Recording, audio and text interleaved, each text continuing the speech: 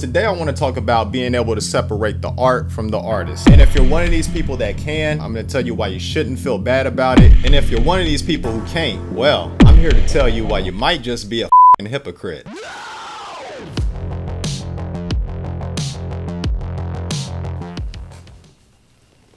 What's going on, everyone?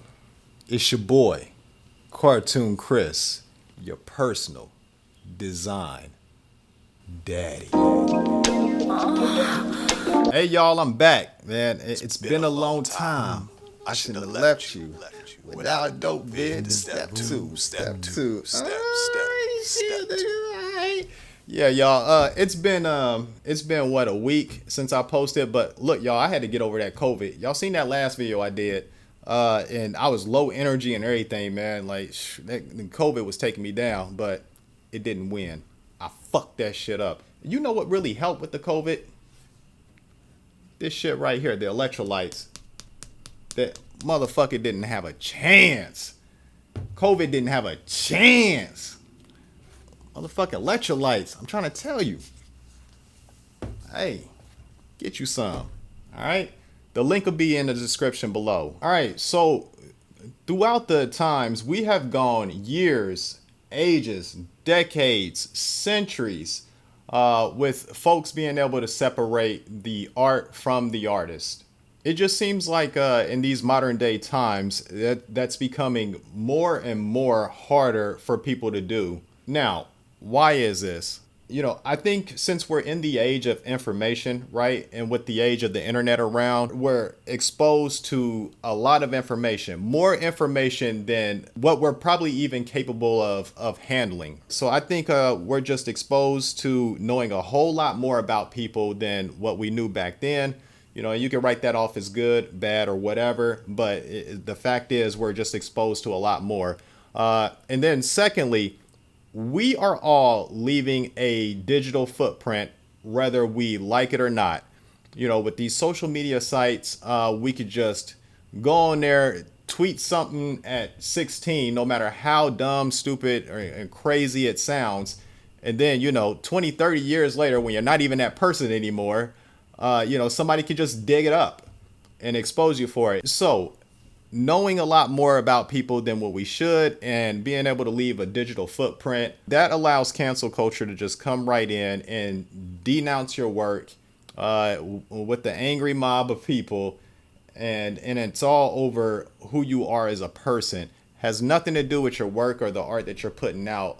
They're just denouncing it because it's attached to you, which in my opinion is wrong. And I'm gonna get into why. Some celebrities have even suffered blows from this, right? Being attached to their art, being attached to who they are in their personal lives and the crazy stuff that they're doing, right? Person who comes right to mind is R. Kelly, right? The man made hits and he's still the king of R&B. Nobody has thrown him off that throne yet. You know, all the crazy stuff that he got into in his personal life has caused the angry mob to denounce his work altogether. But at the end of the day, you can't deny the man is talented. The same is happening with my boy Tory Lanez here.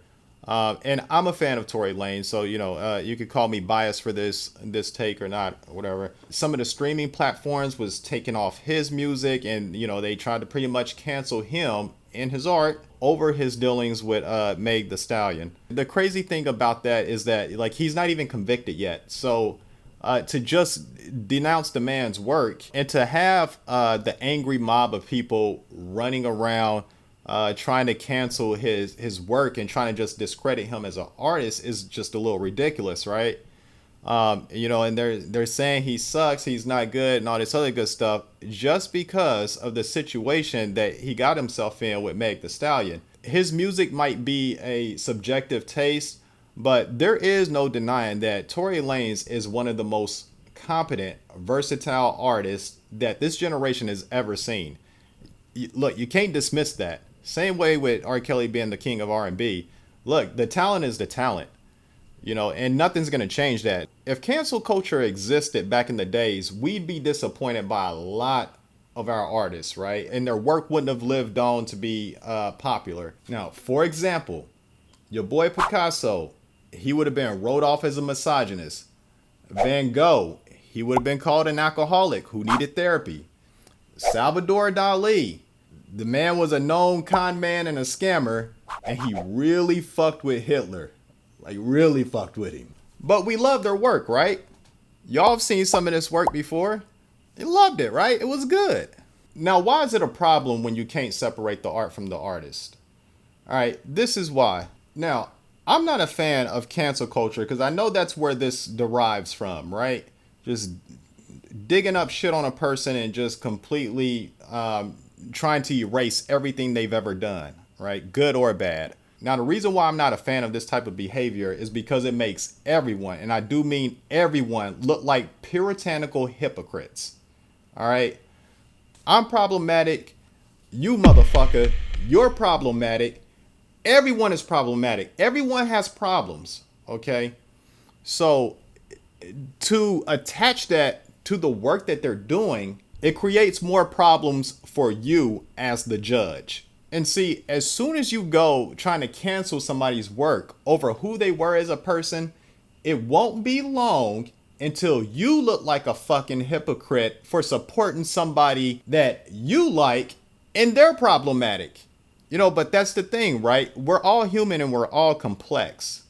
We're just not one thing, and we're damn sure not one good thing. And for somebody who doesn't support Tory Lanez music over the Meg Thee Stallion situation, I bet you I can find an artist that they support right now that is problematic. Everybody supports problematic people. And I want to touch on this. I came across this quote from the Daily Free Press, and they were covering separating the art from the artist, right? And this was a quote that they had here.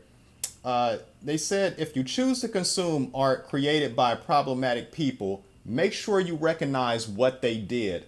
The last thing we need to be doing is idolizing people we shouldn't be. Now, I completely disagree with this shit. All right, completely disagree with it. And the reason why is that when you're appreciating somebody's art, what they did as a person has nothing to do with it. Okay, so bringing up what they did wrong in the middle of appreciating their art, it's very irrelevant to it. Just because you support the art does not necessarily mean that you're idolizing someone who's doing something wrong. No. It's just that we can compartmentalize, like, yes, this is a good piece of work. And yes, that's the person who created it, his personal life, you know, maybe, you know, cheated on 8 wives. I don't care what the hell he was doing, all right? It has nothing to do with this over here, which I'm appreciating. You know, we're not idolizing this person and their behavior. It's not a cosign. It's just that cancel culture logic there. And it's just the wrong way to look at things. Okay, so how do you handle this, right?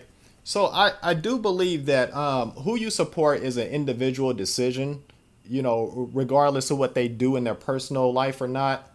My thing is I would just try to avoid looking like a hypocrite. Okay, and refrain from judging others for who they support too, because some of us out here, we can separate the two. All right, and the reason for that is because the art stands alone as its own thing. You know, it's divorced from the creator. The creator created it, and that's what it is.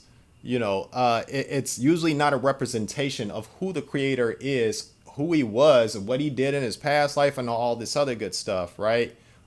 Two things can be true. This person could have been a very terrible person in their personal life, and the art could be really, really good, and I really like it.